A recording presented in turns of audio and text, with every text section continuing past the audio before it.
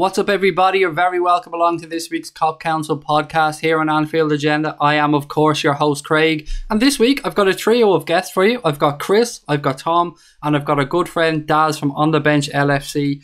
Gentlemen, straight into it. As I always say, we get to the listeners' questions. That's where we start each and every Cop Council. Daz, I'm coming to you first.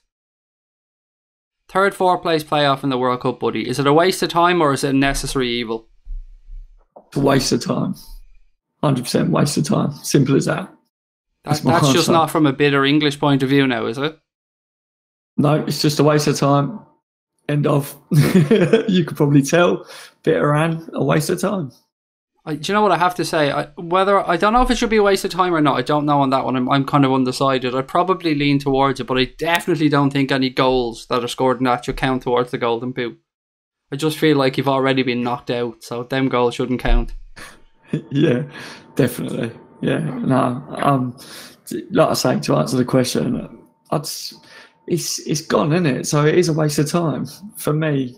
I didn't even watch the England game against Belgium. I really didn't. I was like, it's done.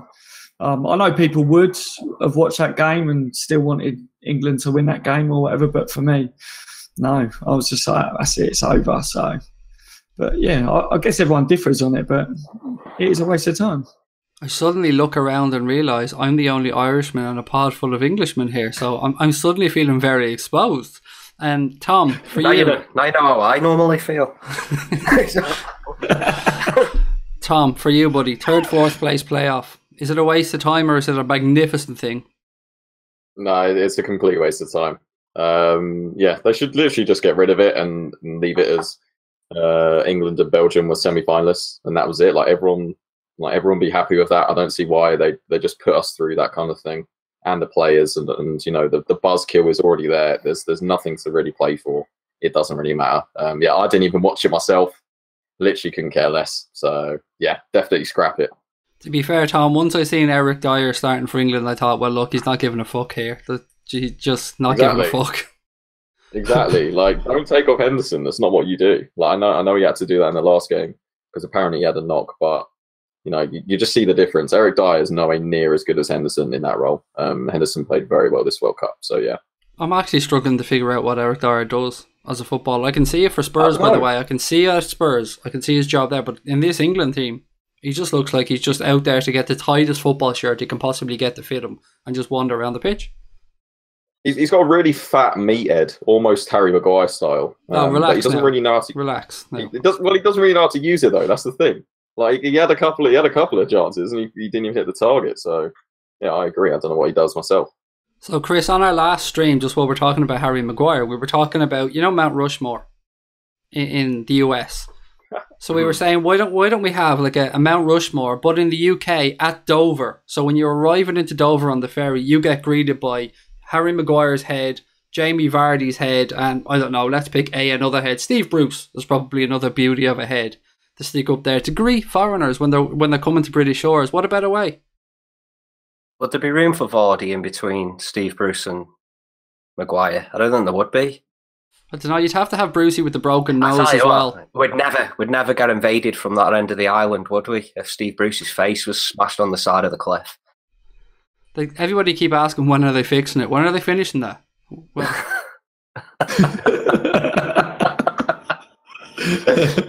Oh, man. But for you, Chris, third, fourth place playoff, mate, is it a waste of time or is it just, another good game to enjoy? It's the most, primary school, sort of all-inclusive, everybody's a winner thing in the world, isn't it? I hate it. I hate that. Football is an ultra-competitive sport, and unless you've won it, or been a finalist, so fair play to Croatia and all that. That's when you pray. You give your players a hero's welcome when they've been to the final and won it, or given a good show in the final and just missed out like Croatia did. Third or fourth place. No, I'm not having that at all. Utter bullshit. No time for it whatsoever. Like Tom, I didn't watch it. Couldn't care less. who's third and fourth. Couldn't care less who's fifth. It's like that, isn't it? We're giving our boys a heroes welcome and all that. If you look at the press, they're calling them brave and heroes and this, that. They weren't. They were average, and that's why they went out when they did against better opposition. End of story. It's a shame, but that's the way it is, isn't it? It's football. I agree. Look, I think we're all pretty much of the same mindset here. It's just an unnecessary game added in, and look, I understand why it's there. It gives them more viewers, gives them more advertising space to sell. But look, thank you to Ken for the question, and we'll move on to the second question. And Daz, this one comes in from Paul Tabley, and Paul wants to know, how on earth did the police handcuff a one-armed man? I have no idea. One arm, one leg, one nod in the head, stand up, sit down, keep moving. I don't know. Yeah, I wouldn't have a clue, really. It's a weird one, isn't it? I'd like to see what the other boys come up with here, if anyone's inventive. But yeah, other than that, just handcuff both legs together, I guess. Just hope for the best. Hope that the other arm don't come around and catch you in the head or something. But yeah, I don't know. Tom, have you got an answer for this one? Not really, but weirdly, my mind goes straight to the dick. So just get one on one wrist and get the other one like underneath. Can't believe you just admitted that. Even if you try and rip it off, you're just gonna really damage yourself. So you're gonna need one very lopsided set of handcuffs, though, for one end to be ridiculously small, like comically small. They're adjustable, right? So get them on tight. That's what I say. Tom's been to Ann Summers. It's a different kind of handcuffs. Tom thinks all handcuffs are furry, Daz. Yeah. Chris, as a man who I have no doubt has been in handcuffs in some way, shape or form during your lifetime, buddy, how do you handcuff a one-armed man? I'm just wondering how to take that. Think of it in a sexual preference or sexual tense. Yeah. They weren't hand summer cuffs. The last time I wore cuffs, I'll tell you that. How do you handcuff a one-armed man? Not that in terms of process, you just do it exactly the same way you would anyone with two arms, really. Just snap it round the wrist. If you're talking about what you handcuff him to, well, probably his ankle or yourself. Or why not? You know those sticks with a loop on the end you get for controlling like animals, like dogs and that? Yeah. Just get them in one of them. Yeah, give them one of them instead. Sounds good. Yeah. And they'll be reaching out like with one arm, probably a piss head as well. So he's like drooling, salivating, making weird noise. Be like something off. Right. So mine's the kinky one, and he's got a man like on the end of a leash, and he's making weird noises and drooling, and he's drunk. Yeah. And no one's questioning Chris here, but everyone, he's not putting, I'm not. He's not putting a stick on the dick, is he? No, I'm not. And it wasn't that long ago I wanted to hire Bobby Firmino to walk around my house in tight shorts. Now we could do it with silver hair. Oh my God, yeah, that's some do he's got there, isn't it? Gents, the obvious answer to this question is that you pierce the man's nipple and then you connect the handcuff to the nipple ring. Simple. Job done. He ain't ripping off his own nipple. No. So, Paul, I hope that in some way, shape or form answers your question. If it doesn't, it certainly told you a lot about the mindset of the guys involved in this podcast, but we'll push on. And my wife has actually sent the next question in. So, Daz, I'll come back to you on this one. If you could be born into history as any famous person, who would it be and why? And I'm going to let you pick a historical person, a celebrity, whatever way you want to interpret the question. Firstly, I'd apologise to your wife because I picked Marilyn Monroe. I'd just sit fiddling with myself all day long, to be honest. She's absolutely gorgeous, wasn't she? So, yeah, apologies to your missus, but if I could be anyone, it would be I'd explore, boys. I'd explore. No, absolutely stunning. I don't know, that's the first thing that comes to my mind. So, again, it probably tells you a bit about myself, but it could be anyone. Political, someone really great. Marilyn Monroe. We're going to have to get Ann Summers to sponsor this podcast the way this one's going. It's getting really seedy, this is, isn't it? Tom, I think I need to borrow them handcuffs, mate, and, handcuff myself down. Welcome to the Cobb Council, followed by Ann Summers' Rampant Rabbit. Well, you'd need one arm free, wouldn't you? So then you get some practice in and handcuffing somebody who's only got one arm. Exactly. So find out the answer to the original question. There you go. 2 questions with one answer. Well done. Chris's stick as well. You know what I mean? I'd go to full whack voice. Love that. I love that. I love the way we're bringing together the questions here, guys. Well done. Great answer, Daz. I'd probably give you one as well, to be fair, along the way, if the offer's there. All aboard. Tom, for you, would you go back to your ancestors and maybe be a lord or, you know, king of a country or something like that? Yeah, that would be pretty good, to be fair. That would be really good. I know this is going to sound really cringe and really boring, but I was thinking, well, what is like kind of the dream?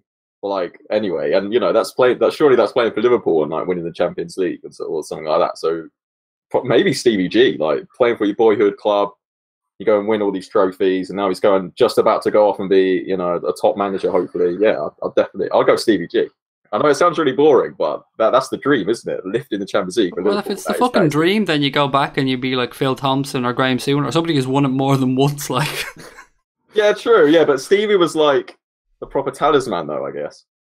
I know the others were as well. Have a good fiddle as well. I get that. Yeah. He's been your hero, hasn't he? So I do get that. Yeah. Yeah. You wouldn't be Coutinho now and just not make the move to Barcelona, so Tom could have his Coutinho and chill. Potentially, yeah. I could get down with that. God, Tom, you're a man of very simple pleasures. I mean, literally, you could have been Kim Jong-un here and ruled the country. Liverpool, that's a simple pleasure. Are you mad? You could have been Kim Jong-un and ruled the whole country. What? You'd want to be Kim Jong-un over Mate, Steven I Gerrard? would fucking love to be a dictator. Nothing would make me happier than being a dictator. If you don't know that about me by now, then it's just... Dictator. Dictator, dictator, This is whatever. getting really, really serious. Shocking. So, Christopher, we've got Marilyn Monroe, we've got Steven Gerrard, and congratulations, Tom. That's a very wholesome answer. It's a very family-oriented answer. The listeners are going to love that one. We've dragged it away from the smut. Now, Chris, to bring it right back, where are we? David Attenborough, hands down. That's a good answer, I would though. love to have lived that man's life and be as influential as he's been and as interesting and as adored as he's been. Can't think of anyone better. That's a great answer. Outside of football. No, that is an absolute belter of an answer, to be fair.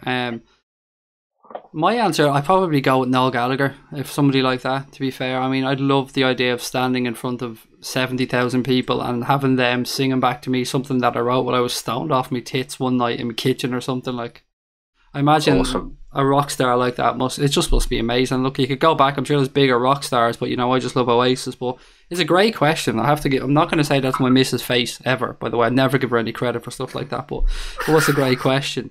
Very good question. Yeah, it was. And do you know what, Chris? I was really impressed with that answer. David Attenborough, if you know, there's a man who's seen probably every corner of the world, and not just that, but the most beautiful parts of every corner of the world. That's a top answer, buddy. Well done. Thank you. We shall move on to the final listener's question before we get on to the Liverpool-related stuff. And Daz, is it rude for a deaf person who's using sign language to have their mouth full at the time?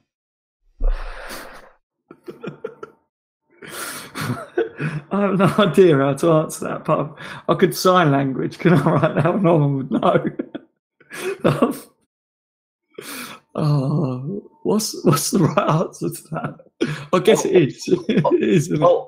What if they were signing to you? Excuse me, I'm just trying to finish eating this before we speak. Like, I apologise. My mouth is full. I do apologise. What is that vibrating noise from your pocket, Daz? Yeah. No idea. It's Tom's. It's not mine. I have no idea. Why are you dressed up as an handcuffed Marilyn Monroe? And what the fuck is Hitler doing standing in the corner? Why is David Attenborough watching? Do you know what I mean? Do you know what though? I wouldn't be surprised. Would David Attenborough have had a go, do you reckon? I mean, is he that? He's probably famous enough that he could have met her at some point. Did you see him when he was younger? Like, he was quite a dapper man, wasn't he? I reckon he could have. He'd had a chance, wouldn't he? He was smooth, wasn't he? Of course he was. Yeah, he's got that British suave accent as well. Like, of course. Yeah. Tom, I've no doubt that you can use sign language, buddy. So is it rude to talk with your mouth full while using sign language? I don't know how to answer this question either, mate. Surely, yeah, it's advantageous because you can eat whilst also saying to people, "Yeah, I'm eating." Can you not? Like, yeah, you can tell people to fuck off while you're actually eating. This without is being too rude. fucking delicious. You could be saying while you're wolfing down a Big Mac or something. Exactly. Chris, any different thoughts on that one? Is it rude? Is it impolite? Is it proper order? What's your thoughts? It's got to be rude, hasn't it? Yeah. If I'm not allowed to talk with my mouth full, then nobody is. Don't care how they communicate. Not happening. Manners are manners. Plain and simple. Now, there you go. There you go. Done. What a better way to finish. Great way to finish. Gents, look, we're here to talk about Liverpool Football Club, and Liverpool Football Club have this week announced the signing of Sheridan Shaqiri from Stoke City for a fee believed to be in around £13.5 million. On again, Liverpool never released these things, but what's believed to be a 5-year contract. Tom, how do you feel about this one, buddy? I know we spoke about it the other night on the Immediate Transfer Talk podcast, but you've had time to digest it. You've had time to see how other Reds have viewed the transfer. What's your thoughts?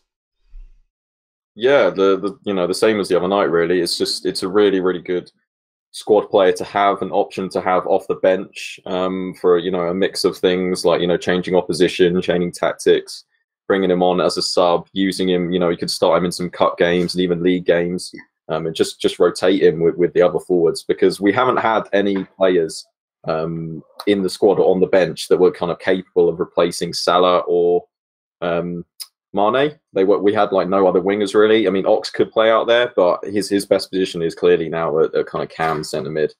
So it's really good to now have filled that hole, because previously, the drop off, we were having to bring on players like potentially Solanke on the wing or Ings, and the drop off of that between those two players is really, it's too big for a club of our size and what we're trying to achieve. Whereas getting down, getting to it, having a Shaqiri on the bench instead. He's had the weight of Switzerland on his shoulders many times. He's had the weight of Stoke on his shoulders many times, and he's willing to come to Liverpool. And he knows that he won't be starting every game, but he's still willing to come to the bench and make a fight of it. And B, he knows that he's going to be able to actually get some minutes and try and push on. So overall, I'm just really happy that we've sorted this problem, because I did have some concern about it in January. But yeah, he's a great option to have on the bench and to rotate with our players already. Buddy, have you seen them shoulders? Them shoulders can take the weight of Switzerland. Trust me. I mean, them shoulders look like fucking Toblerone Alps, buddy. Yeah, they do. He's fucking toned, isn't he? He's just stocky. We said this on the other night. I think he's stocky. He's not fat. I don't know why people call him fat. He's stocky. Daz, a couple of people think that I've spoke think immediately when you think Shaqiri's coming in, they think, look, he's an impact player from the bench. But I put it to you that at the start of the season, we're going to probably see Shaqiri in that first 11 more than many people think, purely because players are away. Yeah, I agree. I think not just the beginning of the season as well. I think if you're looking at Liverpool on the whole, I think Shaqiri himself as a player, he won't be looking at himself as, I'm a bench player. And a lot of people are saying he's not going to be replacing Salah or Mane. He's not going to get in ahead of them. But Liverpool have got a lot of games over a season. We're going to be competing in all competitions. So Shaqiri will start games when Salah doesn't, or Mane doesn't, or Bobby will be out of games and Shaqiri can be used and Salah might be used up top, as a striker. We've got options with Shaqiri coming into the team. We'll play different formations next season maybe to what we're used to. And, the transfer window's not over yet. So we also don't know who else comes in and who else might leave the club yet. And I'm not saying that any of, Mane's not going to leave or anything like that. But what I'm saying is Shaqiri himself as a player is not going to be looking at this like, I'm coming to play second fiddle. He's going to be coming in going, I really want to push those lads. I want to be in the starting 11. Klopp is going to give everyone their chance, to play. Whoever's going to be performing in training, Klopp will pick. If Mane's not performing in games or in training, Shaqiri is. He will start the matches, and that's the other way. And this is a player that's got a lot of experience as well. And if he's fitter than some of the other boys, at the beginning of the season, then he will start before them. A lot of people talk about his fitness levels and will he be able to, play Liverpool's way. And I think Liverpool's way might change as well next season because, we spoke about in podcasts as well before, lads, that to win a Premier League and that the teams that sit back against us, Liverpool have got to change it up a little bit if we want to beat some of these teams, because we can't always rely on Mane and, Salah's pace, Salah getting in behind. We need players like Shaqiri that can, drop a bit deeper or use the wings a little bit more. And Shaqiri definitely gives us that. He's a bit different to what we've got. He's a different winger. He can be used in midfield as well. He's very versatile, but I like that we've got this player, and I don't really care about the fee as well. We're talking about for how much we paid for him. It's brilliant that we only paid little for him, but the experience and everything that it brings to the team, I think he fit in nicely. And I think it's not just about playing Liverpool's way. I think Liverpool's way needs to change slightly as well throughout the season, because Liverpool haven't won the Premier League yet, have we? So we need to change things. I think if we want to be up there competing with Man City for the title, I think the new players that come in, they've got to be able to play how Liverpool want them to play. But at the same time, things will be a bit different next season. I think Shaqiri is a new look Liverpool, one of the players that will make us look a bit different as well in some of them games. Naby Keita, Fabinho, and whoever else we might sign. I think we'll see something a little bit different next year. So I'm very excited about this signing, guys. I really am. I think it's a good one. But I see some people are doubtful, but he's got his big move to Liverpool. And, Klopp's an admirer of his, like he said. And I think anyone that's doubting him, I think we've all fallen into the bracket of doubting players. I did it over Robbo. I said, why are we signing this player? But everyone's done that over players that Klopp signed at Liverpool. I think let's judge him. I think people are judging him because he come from Stoke. I think if he come from someone else, a bigger team, people would be like, this is good. But I think just see how he plays for Liverpool, judge him on his performances for us. And hopefully we're talking about another fantastic signing that Liverpool and Klopp have made again. I know you said you didn't care about the transfer fee, but rumoured wages of around 80 grand a week, that's pretty damn good for us to be paying a player of his quality. That's fantastic. A lot of people was concerned that he would be demanding high wages. I remember, talking to a lot of people, and I was saying that even if Liverpool are only going to be paying like around 12, 13 million, when the rumours were fresh, the first started coming out, they were saying he's going to be demanding over 100k a week and his attitude problems and stuff. And I said, I never believed that he would be demanding in that sense, because I think if you're looking at Liverpool Football Club, like, this is my big chance. Liverpool Football Club are a massive team. He's since he's been in these interviews, he spoke about winning titles. He wants to win things. He spoke about the quality of players that we've got. It's not a lot of wages at all. And I think Liverpool are going to be looking at him. He'll probably be looking at the other players around him, and he probably knows that he's got to prove himself. Because I said, don't judge him because he's come from Stoke, but on the other hand, he's probably thinking that he has got to prove that he's worth wearing a Liverpool shirt.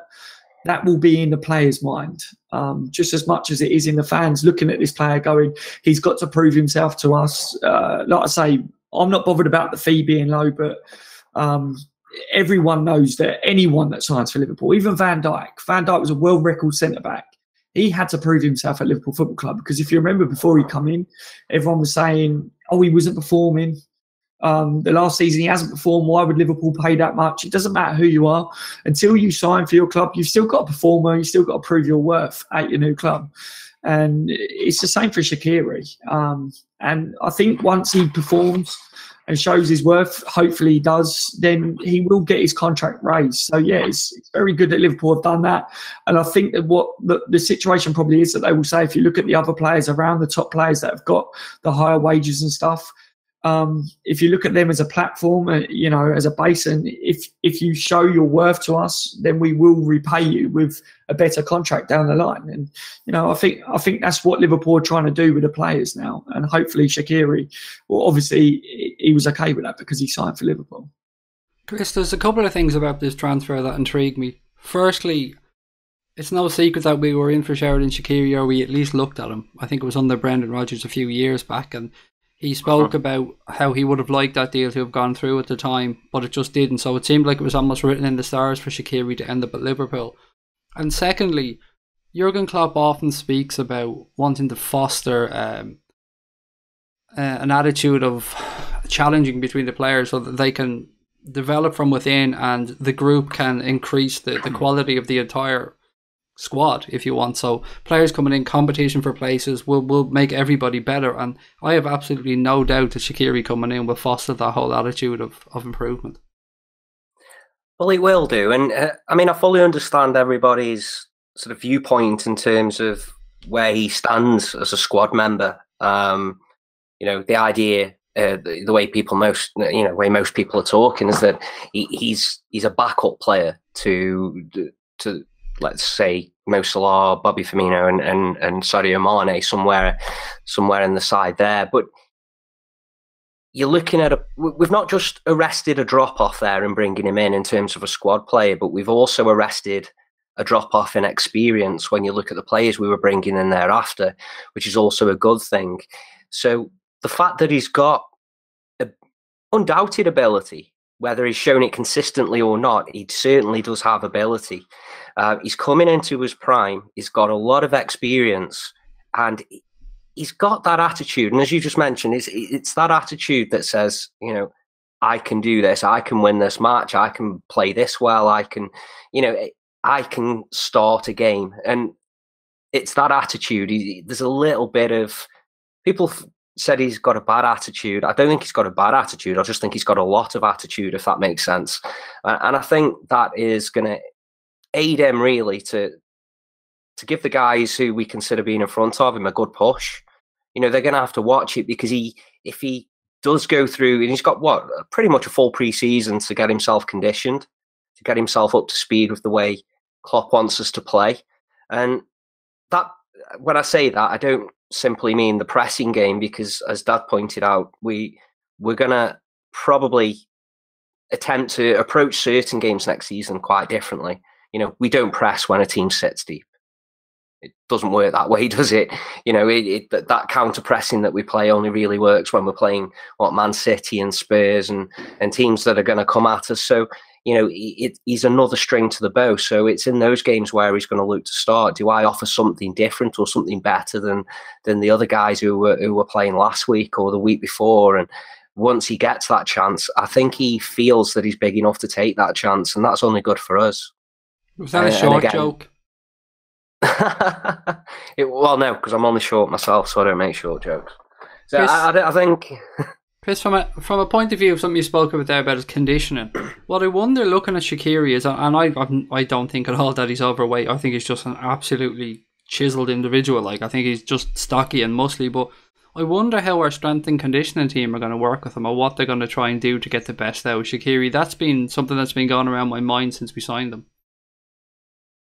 Well, straight away, large part of the conditioning process, obviously, it is stamina, isn't it? No, it's about covering large distances over a game, isn't it? I think Liverpool players on average run more than any other player in the Premiership, any other team in the Premiership. So, not by any great distances. I think Spurs players cover somewhere near to what we do, for example. But it's about covering those distances. I would suggest that Shaqiri has never before played in a side that covers those distances. So I think that's where it goes. Now, obviously, in order to run further during the same amount of time and have that level of stamina, he will probably need to lean out a little bit. Like we've pointed, he is stocky. He will probably need to lose some of that weight. And when I say weight, I mean muscle weight, which weighs heavier than fat anyway. So I think they'll probably work on that. That's not going to happen over a few weeks. So it all just comes down to what kind of engine he's got on himself now. And I don't think he makes this move. And I'm pretty sure the club have done their due diligence on him and made sure that they're getting a player who can come in and make an impact now. You know, he may have a better season the season after, but I'm sure he's going to make an impact now. So I think that's where they'll work. We've heard Klopp mention before when Joe Gomez was starting to bulk up a little bit that he perhaps needs to, you know, lose a bit of that muscle. So I think that's perhaps something they might do with SHAQIRI. If he's up for it.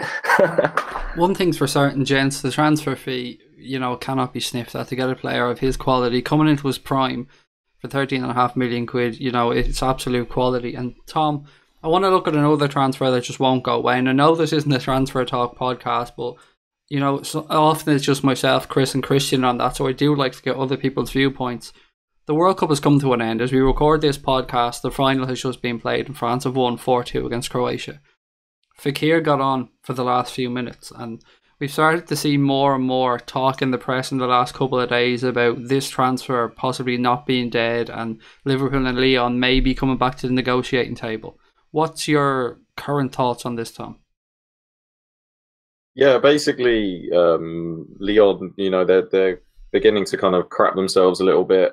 A couple of weeks ago, that's why Aulas came out and said that United and Real Madrid were linked with him. It's all kind of this kind of poker game that the two clubs are playing. And I think overall, we've seen Liverpool hold all of the cards, really. They seem to be really in control. Aulas has been the one that's been scrapping and scrambling a little bit. And now it seems to be coming to a head. Yeah, like you said, the World Cup's over. Martin Tyler actually said, I'm not sure where he said this, if it was on Sky or if he's working for somewhere else on the World Cup. But apparently he said Liverpool will get Nabil Fekir from Lyon and they will pay the price in instalments over the course of his contract with the club. So there seems to be some kind of renegotiating between Liverpool and Lyon to go on, but personal terms will have already been agreed ages ago. Like that would have already been done way before even his interview pictures, I reckon. Or at that point, it definitely would have been done because he wouldn't have done an interview with us if personal terms weren't agreed. So I think the only thing left to do is between Liverpool and Lyon, and all the signals coming from the Lyon side anyway are very good. And yeah, I think they will try and get it done very soon. Now the World Cup's over. I don't know when exactly they'll make the move properly, but there's only 3-4 weeks left until the season starts, and the transfer window closes then as well. So they've got to get a move on, but I think it will happen. So you think he's going to be our new number 10? Yeah, I do. Yeah, and I've been consistent. I always thought that it was too far along for it to not happen eventually. And like I said, he did the interview. Personal terms would have been agreed. He's already picked his number. The interviews coming out from the players now have kind of confirmed it, because you can see the way that they're like pulling the badge. It's exactly the same as a screenshot. So yeah, I just think it's just one negotiation between Liverpool and Lyon, and that's it. That was the only sticking point coming from it. So yeah. Do you think that the issue here, when they go back to the negotiating table, isn't so much going to be the amount of the transfer fee, but the way in which that transfer fee is paid to Lyon? So perhaps Liverpool's medical team have looked at the records of his knee and just thought, well, look, we may have to spread this out a little bit further. We may have to look at moving him on in 3 or 4 years. So our initial outlay, we're looking to put down maybe a little bit less and spread the rest out in installments over the course of 4 or 5 years. Yeah, personally, that's what I think it was. With everything that's gone on with it stalling, I look at this and I agree with Tom. Everything that we've always seen, it's so close and we haven't seen anyone else there. So for Liverpool now, Liverpool want this player. So Lyon know that the player wants us. So it will come down to Lyon have to budge one way, shape or form. And I do think that Liverpool are going to try and play it smart. And if they have got concerns over this player's knee, then it will come down to us saying, look, we don't want to pay a massive amount of money up front for his knee to go in, and we haven't got this player down the line. You know what I mean? As much as we love Daniel Sturridge and his ability on his day, we don't want a fantastic player that's not available a lot, especially with the way Liverpool moving forwards now. We want to be building things. We want our best players and best talent available all the time. So yeah, Liverpool were they was waiting for him to finish this World Cup so that they could probably get everyone sitting back around the table to put it across that we want to make this happen, but we want it to be on our terms. And I think Liverpool have been really clever we've said it, that Liverpool have been really quiet on this, and I think they knew all along that Lyon will be the ones that will feel the pressure because the player wants to move. So if Liverpool are going to sit there and say that we want to, pay it, but there's so much that goes into these transfers. I don't think it is just going to be as straightforward as we're going to pay you in instalments over the length of this contract. I think there will be other things that goes into it as well, but it's just how much will Lyon budge and how persuasive can the player be himself. We know as Liverpool Football Club how these players, no matter how contracts are and that these days, we know, with Coutinho and all that, if a player wants to go, there's not much you can do about it. So I think Lyon are going to feel the pressure and they're going to feel the weight, and hopefully Liverpool can make this still happen. I think it's so close, but I think it's going to be a tricky one. So when people are expecting now that the World Cup's ended and they think that this is just going to happen straight away, I know we ain't got too much longer left of this window, but I think it could drag out a little bit because I think Lyon is still going to try and play a little bit hardball, but Liverpool aren't just going to, roll over and say, yeah, we're going to pay you the whole amount that you want, but in instalments over his contract, there will be other things that they would want to put in there just to try and cover ourselves in case, something does happen with his knee over the years.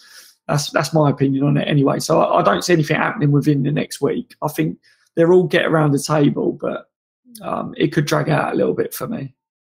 Chris, if I was Liverpool Football Club and I was viewing this as a game of poker or a game of brinkmanship, I'd certainly think that I'm holding all the aces at this moment in time, because apart from the fact that, as Daz has said, the player seems like he really wants to move. There's been stories in the media during the week that he met with the Lyon president, Johnny Cuntilocks, during the week and told him that he wanted the move to Liverpool to go through. So as Daz also said, when players want this move, a lot of the time the move does go through. So Liverpool have done really well to just keep their cards close to their chest, say nothing, and see how the World Cup pans out. And if this was a gamble from the Lyon president, Mr. Aulas, that he wanted FEKIR to go to the World Cup and light the World Cup up with France, well, that's pretty much backfired from. Although France have won the World Cup, he hasn't really contributed that much to it. No, and it's pretty much true to what Deschamps said, isn't it? Which he wouldn't feature that prominently because in Deschamps' mind, he had his preferred team and preferred changes thereafter. But it's this idea that, he wants the move. The way we talk about it's almost as though it's just words. We've seen the actions. The guy literally signed for Liverpool Football Club.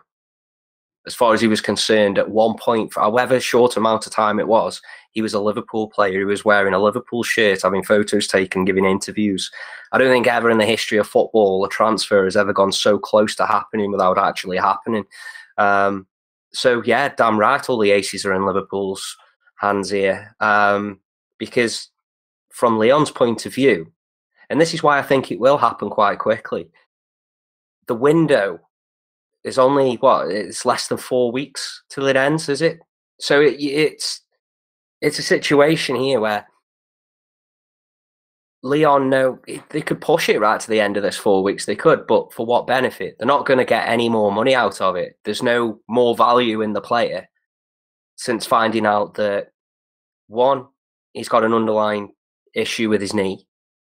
Two, he didn't tear the World Cup up. And three, he's now a player who actually physically signed for another club. So he's not going to want to go back in that dressing room, and his teammates are not going to want him back in there thinking like, oh, hey, you've come back to us, we know you love us and that. He signed for another club, and they're going to want however long they feel they need, which is going to be some time really, to use the money that they make from the FEKIR sale to replace him. So I think there's going to be a relatively quick end to this. It was never going to happen whilst the World Cup was going on, because I think Liverpool has shown that they can act with a lot of respect towards players and the representatives and the parent clubs by keeping their mouth shut, letting the player get on with his World Cup, letting his representatives deal with it in good time. And the only person who seems to be talking about this is Olaf from Lyon. And every time he talks about it, he mentions Liverpool. And I think that really does tell a huge story. And you know me, I've never moved an inch on this. I think he'll be a Liverpool player. 100% I do. I don't think anything else will happen, because he already was a Liverpool player, if that makes sense. There's an awful banger Ralph Rangnick off Mr. Aulas, isn't there? There is. I mean, at least Rangnick plays hardball before the player actually signs for the club. I think Aulas kind of got it the wrong way around. He kind of accepted a fee from a club, let his player go for go and negotiate personal terms, go and have a medical, pull on the other club shirt and have interviews before he starts playing hardball. I mean, he's a bit of a clown. It's all good playing hardball once Liverpool go, whoa, we need to reassess this. And then the player sods off to the World Cup knowing damn well Liverpool can't do anything about it. He's trying to make it look like he's putting up some kind of resistance towards selling the player, when really he isn't, because it was never going to go ahead as long as the player was over in Russia. So, alas, really, if anybody with a brain can look at the situation and think, alas, really is just clown shoes. So I haven't got another word for him. It's going to happen anyway. That's all I'm convinced of it. I always have been, and I would like to be able to personally guarantee, although I can't, but I would certainly imagine that he'll be wearing the red of Liverpool come the kick-off of the Premier League season. You know what, though, guys? I want to move on to the pre-season game yesterday, but I have to say, Michael Edwards and that transfer team, I think, have worked miracles over the past couple of windows. I mean, look, whatever you say about the Van Dijk fee, we know why that fee ended up being as high as it was, because, we were bold boys to an extent, so we had to pay a little bit of a penance, shall we say, to get that deal done. But Tom, as I said, Liverpool played their third pre-season game of the pre-season yesterday in a pretty dull 0-0 draw against Bury. Klopp has looked at the guys in 3 games now. He's seen a few of the younger players, some of the fringe players. Has there been anyone that you've watched, buddy, or anyone you've seen in those games who was on the fringes that has impressed you? To be fair, I'm going to be honest here, I haven't really watched much of our pre-season. I saw a couple of minutes of that one, but the stream I had wasn't great. So I kind of wasn't worth it. I think I watched the tennis instead. But anyway, I think the one player that has stood out is probably Wilson, because he scored those couple of goals really well. But he seems to be going on loan to Derby, I think. Apparently, Frank Lampard wants him. I don't know if he's been tipped off by Gerrard to go get him. But that seems like it could be a good move for him. What part of me feels like I kind of want to give him a chance, but then, if Klopp feels like then a loan's the best option, we just got Shaqiri now. That does make sense in a way. Other than that, I'm not sure anyone has really grasped it. I mean, I know I said I haven't really watched much of it, but as far as I know, looked good. Oh yeah, okay, yeah. Against Barry, he looked very good. He didn't look particularly good against Tranmere, but then I don't think anybody did. We haven't really tore up any trees in pre-season. I don't think anybody expects us to. The only thing I find disappointing about that is that a lot of these players, they're staking their claim to be part of the squad next season. That's to challenge on all fronts. Going forward, it's a big opportunity for them. And before the lads come back from the World Cup or from injury or from their holidays, they've got a real good chance here against what you consider pretty average or poor opposition to put themselves in Klopp's plans, and I don't think a lot of them are doing that. And you can kind of see some of the senior players giving out rollickings to some of the younger players. And I know the younger players, and you know me, I'm quite laid back when it comes to players. I don't get on the case, but I just would have expected to have seen just a little bit more from them. And I think that's the only shame so far. I'm not asked about results. At this point, it's just about fitness, conditioning. We know how these pre-season, gatherings work early doors, especially when there's World Cups on. They're quite disjointed. And I think Klopp said, didn't he, that a lot of the boys are tired because damn well he's run them ragged day in, day out, don't you? So it's a little disappointing, but I don't think we can read too much into it. Daz, is there any point in Liverpool going on with their pre-season? Because obviously Everton have won the pre-season cup with their 22-0 win against a couple of Austrian mechanics or whoever the fuck they were the other day. So I mean, what's the point? 22-0, yeah. Seriously? Yeah. Have you not seen the clip of the goalkeeper? Yeah. No. Hardly anybody's ever mentioned it. I didn't know. Yeah, the DVD's coming out next week, Chris. Is it? Yeah, I've got it on order. I'm going to save it for a few years and then sell it for $1 million. So Mayor Anderson is just sorting out the parade route now around the city centre. Lunatic Evertonian. Oh God! Did you see some of the clips of the goals? Like the last 5 goals. The goalkeeper was having a smoke. And one of them or something like. I don't know if you guys play FIFA, but if ever you're playing online and you're absolutely whopping somebody, there's this level of rage they hit where they don't turn the computer off, they don't swear, they don't do anything. All they do is help you score the goals. Like, sod this. If you're going to beat me 4-0, you might as well beat me 20-0. And it was like that. It was how you can take any pride whatsoever in that happening is beyond me. I mean, they're lauding it, aren't they? They absolutely love it, and it's quite embarrassing, to be honest. And ridiculous.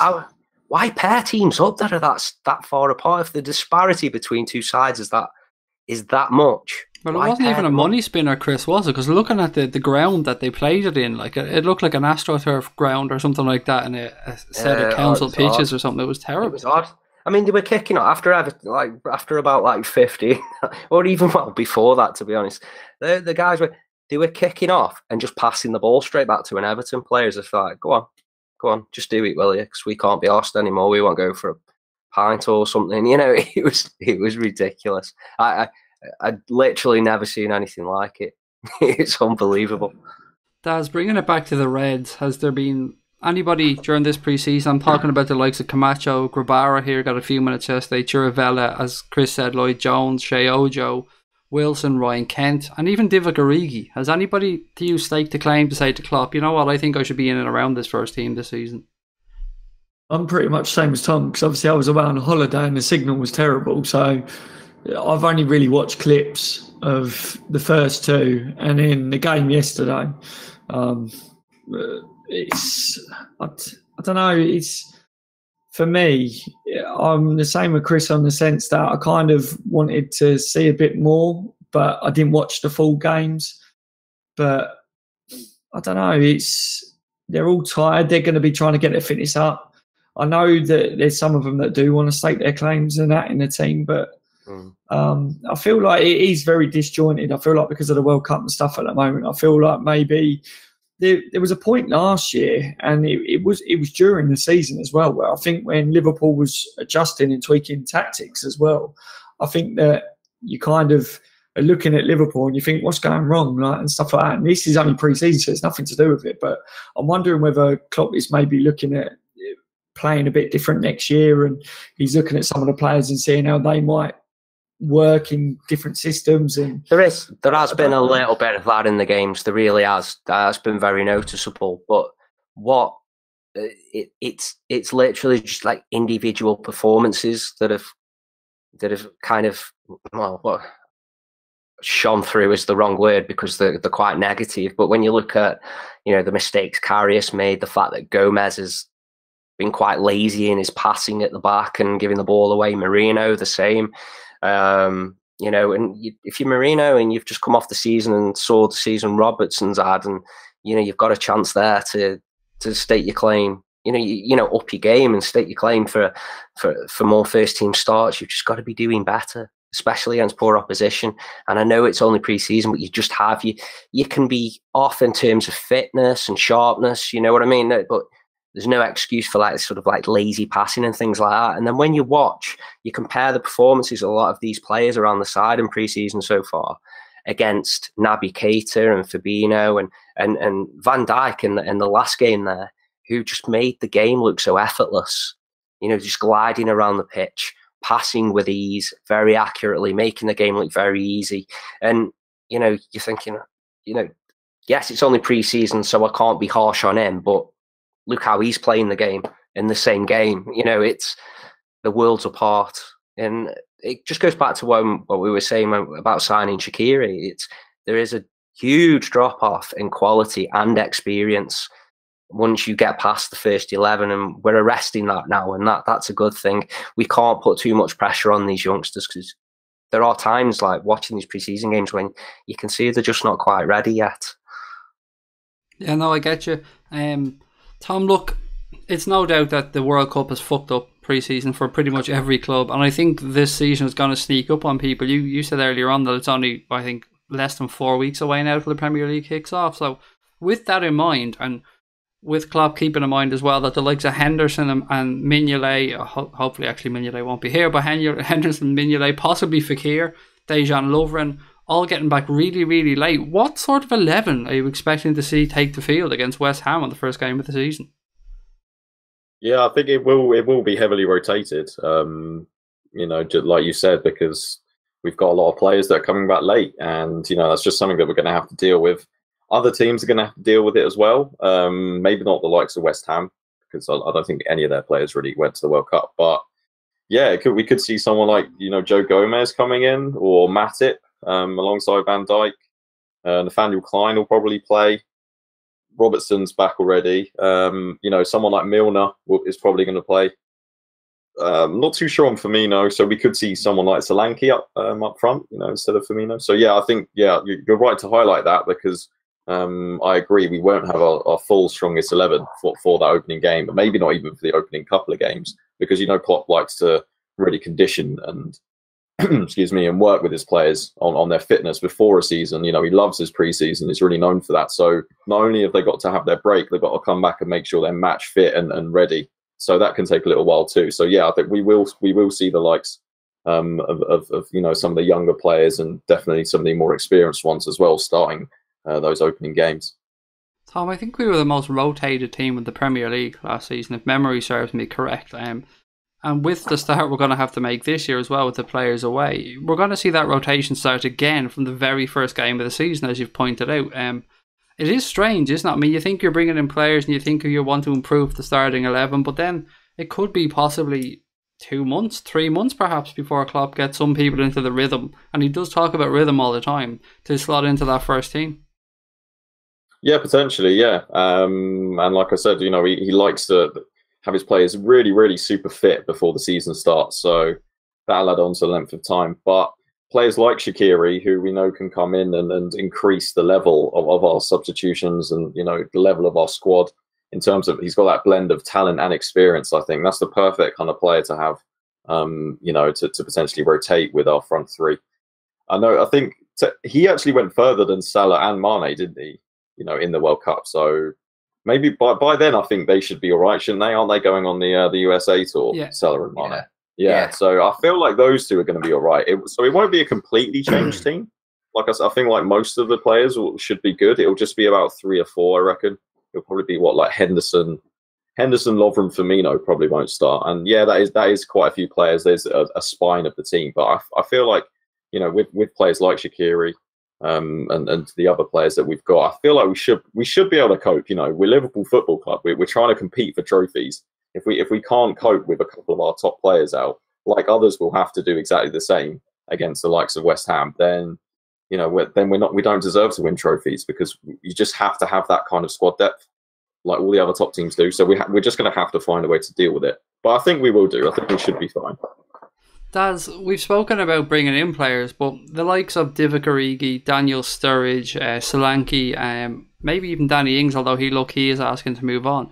We automatically think that some of these players are just going to leave the club, but that could well leave us short for the very start of the season, because with players not coming back, we're going to need everybody we can. So I'm really interested to see how this window affects our outgoings as well as our incomings. Yeah, people are talking about Daniel Sturridge now and saying about, does he stay past this window? I can't remember if I saw it. I saw something earlier, I think, about an interview, and someone asked Klopp about Sturridge's future, and he always said there was a future for Sturridge or something. But I think I don't know whether some of these players, the players that you just said, whether they do go out on loan or stay or whatever. I think Klopp will be looking at this, that there has been a World Cup, and as Tom said, it is about, Klopp will want to look at the condition of his squad and look at Liverpool in a whole, and he will want us to be able to compete. So that will, we're looking at Wilson and about him going on loan and that, but Klopp is going to have to take all of this into consideration and go, he wants to make sure that he's got a team and a squad that is going to be able to compete. So does that mean that Daniel Sturridge, if someone's not willing to pay how much it would cost to take Daniel Sturridge away from Liverpool, does Sturridge stay back so that Klopp could start with Sturridge up front? Possibly. And I think a lot of Liverpool supporters will probably say, yeah, keep him back. He's a goal scorer. If he's not available after the first month or two because he's injured, Bobby's back. You know what I mean? So you go wicked. Sturridge has got us through that first part. A lot of us will take that. You know what I mean? But who knows? Sturridge might carry on and be available for selection. So, you know, this is what Klopp needs to look at, and he's got the pre-season to look at. And I think when it comes to the first game of the season, Klopp will mix it up a little bit as well. I think there'll be a few players in there that we might be thinking might not start, but Klopp will go, you know what, I reckon they could do a good 60 minutes for us, and bring someone on from the bench if their legs start to go or something. So I don't know. I think that's a difficulty in a job that Klopp's got. But when you're looking at the other teams around us, as Tom said, you know, everyone's going to be in the same sort of situation, or a lot of the teams will be in the Premier League. So Liverpool, if they want to be winning things next year, they need to have squad depth. So yeah, all the players, like what Chris was saying, they need to be all, you know, up in their game in pre-season, because they need to be giving Klopp that, you know, the good feeling that Klopp can go, you know what, I can rely on him to play in that West Ham game. First game of the season, if he's not available because he's not fit enough yet, I've got a player here that looks fit enough, but he's been really performing in pre-season. This is what these players should have in their heads. And they should be already playing like that now, not just, you know, with the tour coming up. They should be starting to do that, because if that was me playing for Liverpool Football Club and I was a youngster, or someone that's not in the first team, I'd be thinking about this situation and going, you know what, I think I could be fully fit for that first game. So I'm going to be trying to, you know, get in the managers. For those of you that can't see, Daz is fully throwing the shapes here, like throwing his head one way. Yeah, but he's dropping shoulders and everything here when he's talking about himself as a youngster playing for Liverpool. Yeah, the memories come back. But, you know, you just think about it and you put yourself in their shoes. And I think Chris was very right in what he said. And you are looking at this situation and thinking, Klopp is going to, you know, be looking at that squad and looking at who he's got to select, who's fit enough, who will be able to do a job, who, you know, it could affect who stays and who goes. But, yeah, there's players there that should be giving Klopp that choice. And maybe a player that might be loaned or sold out, Klopp might just look at them if they're having a good pre-season and say, I'm going to keep them back, because they've done fantastic so far. That's what pre-season's about, isn't it? So it might change still yet. We might be looking at a player and think they're probably going to be loaned out. They might still be kept back for that reason. Chris, last words on this podcast go to you, buddy. And I want to get your opinion on the starting 11, obviously, against West Ham. But I also want to get your thoughts on Daniel Sturridge, because we had a conversation in a previous podcast about how much we rate Daniel Sturridge. And we won't go where that conversation went, because I don't want Tom to get so worked up again. But look, he does this every pre-season to us. So I want to get your thoughts on Daniel Sturridge. Will he be here? Will he be in that squad on the 11th? I think it's the 11th of August when we play, isn't it? And what 11 are you expecting? Not 11, I'm not going to pin you down to 11, but what sort of 11 are you expecting to take the field against a pretty well-changed West Ham squad? Well, I think a lot of it's going to come down to obviously who's available, but who makes themselves available as well. I mean, we naturally assume that if you come back from the World Cup late, you're not going to start the season. You know, it can also depend on like what kind of, you know, condition they're in and how they feel. You know, if Klopp says to Bobby, you know, do you feel you can play? Because he hasn't played a lot of minutes at the World Cup. You know, do you feel you can play? And you know, kickstart the season the way you ended the last? And he says, yes, boss. Then I think he starts. And, you know, I think I'd be more inclined to believe that we're going to start with a side similar to what ended last season, and the new signings will probably take a few weeks to start integrating into the side, rather than us kicking off the season with what we think is our best 11 or nearest to our best 11 on paper, which would likely include both Keita and Fabinho. If we sign FEKIR, it'd probably include FEKIR. So I think I'm looking at it that way. I think it's more a case of going with what we know has worked, and then integrating the new players and improving the side that way, you know, slowly but surely as the games go on. So I don't think we're going to see too many absences. I think the players like Bobby and Mane and Mo Salah, certainly those three, they must drink rocket fuel or something. They just never stop. I don't think they need a full pre-season program to hit the ground running when the season kicks off. And certainly Bobby, it doesn't strike me as the kind of player who'd want to miss a game. And I'm sure he'd be knocking on Klopp's door if there was even an inkling that he wasn't going to start that first game. They all just love playing football and love playing together, don't they? And I think that's something Klopp will have in mind. He never really rested them much. I think he once said about Bobby, didn't he? You have to manage him because he won't manage himself. He just wants to keep on playing, and he doesn't know when to just, chill his beans a bit and just relax. He just keeps on going. So, I'm keeping things like that in mind. We haven't had that many players go to the World Cup either, have we? So I think we're going to start that season quite strong in terms of his lineup. And it's worth pointing out also that, if we're just looking at that one game, that West Ham game, they've got a few injury concerns as well, haven't they, already? So regardless of who they've signed, quite important players. So I think we've got a side to go out, certainly good enough to win that game. Pretty confident. And if Sturridge is part of that, I'm going to be really happy because I just think he's quality. I don't think he will ever lose that quality. He might... His fitness has always been an issue, and his fitness is an issue in terms of him being able to showcase that quality.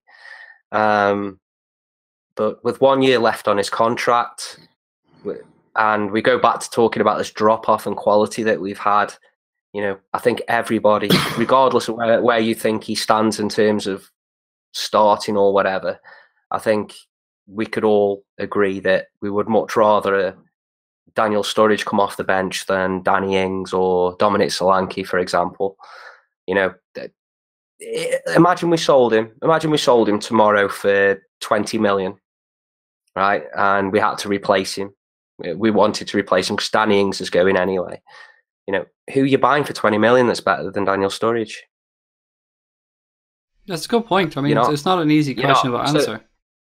No, so I'd love to see him stay, and even if it was only a case that he is on he's on the understanding that, and I've got to be honest as well, I was thinking about this with regards to England as well. If I'm Daniel Sturridge sat there watching England play and watching how absolutely basic they are going forward, I'm thinking to myself, get myself fit. I can be playing in the Euros. It's only 2 years away.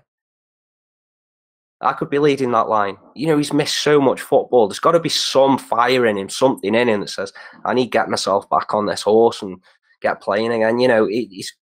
If he's got that in him, we could have a really good season. I don't see him re-signing and staying on or whatever because of his age and the way we play in that. But if we could get that fire out of him this season, it'd be amazing. It really would.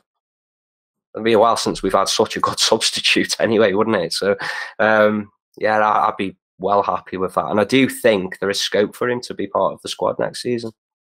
Gents, we're going to have to leave it there. Time has beaten us once again. Huge thank you to Chris, to Tom, and to Daz from On The Bench LFC for joining me again. We'll be back on Tuesday where Cash is going to host this week's, I don't know what podcast it is. I'd be lying if I told you. Cash is giving us a new podcast actually. So Cash is going to be here on Tuesday. It may well actually be the transfer podcast. So apologies, my memory's acting up. As I said, massive thanks to the guys for joining me. Thank you to you guys for listening, and we will talk to you all soon. Up the Reds.